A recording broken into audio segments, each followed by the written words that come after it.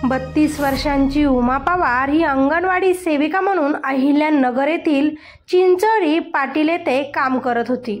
छोटंसं कुटुंब होतं तिचं। घरात नवरा महेश विठ्ठल पवार वय 40 वर्ष व मुलेही होती। या सगळ्यांसोबत सुखी संसार तिचा सुरू होता। ती गावापासून थोडं दूर एका नदीच्या कोपऱ्यावरती एका अंगणवाडीत काम करत होती। अतिशय प्रामाणिकपणे ती आपलं काम करत असे। त्या दिवशी उमा ही नेहमीप्रमाणे आपलं सकाळचं काम लवकर आवरून अंगणवाडीत गेली। त्या दिवशी मुलांना मिळणारा पोषक आहार याचं वाटप करायचं ठरलं होतं आणि उमा त्यासाठीच प्रत्येक पाल्याच्या पालकांना फोन करून आहार घेण्यासाठी बोलवत होती आणि आहार वाटप करत होत्या। परंतु संध्याकाळ झाली होती तरीही उमा आपल्या घरी परतली नव्हती। म्हणून तिच्या नवऱ्याला टेन्शन आलं आणि तो आपल्या बायकोला फोन करू लागला, परंतु उमा फोन उचलत नव्हती। काही वेळाने तर उमाचा फोन स्विच ऑफच झाला होता। त्यामुळे उमाचा नवरा महेश पवार हा अंगणवाडीच्या दिशेनं आला आणि त्याने बघितलं तर अंगणवाडीला बाहेरून कुलूप लावलेलं होतं। त्याने इकडे तिकडे उमाचा भरपूर शोध घेतला, पण उमा त्यांना कुठेच दिसली नाही। आता ते गावात येऊन गावकऱ्यांना आपल्या बायकोची विचारपूस करू लागला। आपली बायको सकाळी अंगणवाडीत आली होती, परंतु इतका उशीर झालाय तरीही ती अजून घरी आली नाही। मला तिची काळजी वाटत आहे, कारण आजपर्यंत ती असं कधीही वागली नाही। आता गावातील लोकांनी सुद्धा उमाला शोधायला सुरू केलं, पण तिचा शोध लागला नाही। म्हणून सगळ्या गावकऱ्यांनी अंगणवाडीला जे कुलूप लावलेलं होतं ते कुलूप तोडलं आणि जसे हे गावकरी अंगणवाडीमध्ये गेले तेव्हा तिथे त्यांना काही रक्ताचे डाग, काही कपडे आणि काही केस पडलेले सापडले। अंगणवाडीतील हे भयानक दृश्य पाहून गावकरी घाबरले। उमाचा नवरा महेश याचा तर थरकापच उडाला। बायकोसोबत काही अनर्थ घडलं अशी शंका येताच त्यानं पोलिसांकडे धाव घेतली। चिंचोळी पाटील मधील अंगणवाडीत पोलीस पथक आलं। पूर्ण घटनेची पोलिसांनी पाहणी केली। शाळेत रक्ताचे डाग, कपडे वगैरे त्यांनी ताब्यात घेतले। पोलिसांनी सुद्धा आता अंगणवाडी सेविका उमाचा शोध घेतला, परंतु उमा त्यांनाही कुठेच दिसली नाही। पोलिसांच्या पथकाने घटनास्थळावरील तांत्रिक विश्लेषणाच्या आधारे 25 वर्षांचा संशयित आरोपी सुभाष बंडू बर्डे याला ताब्यात घेतलं। त्याच्याकडे चौकशी केली असता त्याने गुन्ह्याची खरी माहिती दिली। त्याची मुलगी या उमाच्या अंगणवाडीतच शिकते।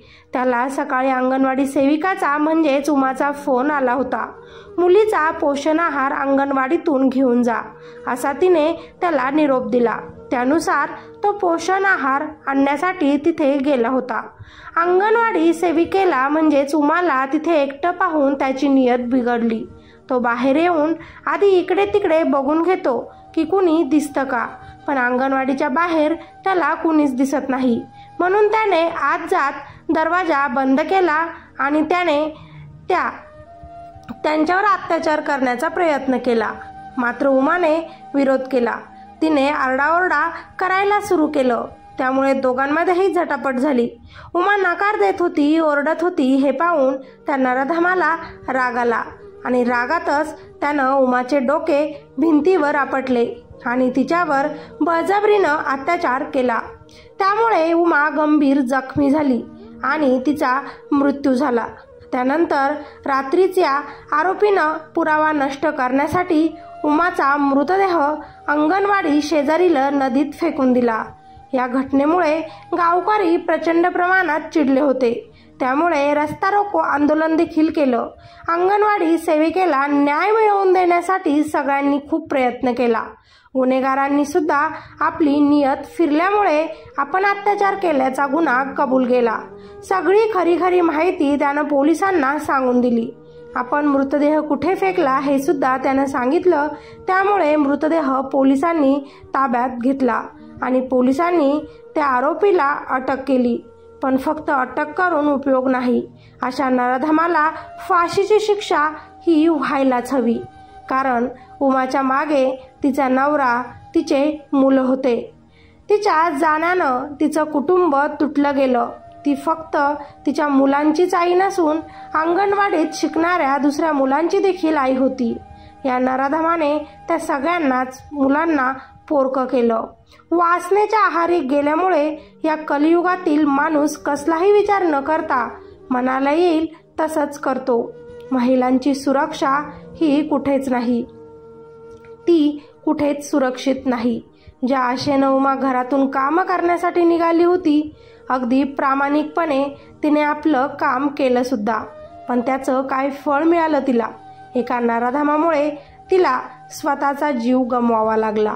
प्रयत्न करूनही ती स्वतःला वाचवू शकली नाही आणि म्हणूनच तिच्या त्या गुन्हेगारांना एकतर फाशीची शिक्षा व्हावी, नाहीतर जन्मठेपेची.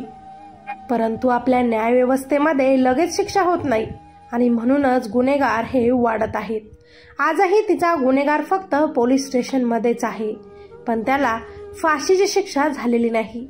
या घटनेबद्दल तुम्हाला काय वाटतं? खाली कॉमेंटमध्ये नक्कीच सांगा. तुमच्या प्रतिक्रिया नक्की व्यक्त करा. व्हिडिओला लाईक करा आणि आपल्या चॅनलवर नवीन असाल तर आपल्या चॅनलला सबस्क्राईब करायचं अजिबात विसरू नका. भेटूया अशाच एका नवीन व्हिडिओमध्ये. तोपर्यंत सतर्क रहा, स्वतःची काळजी घ्या. धन्यवाद.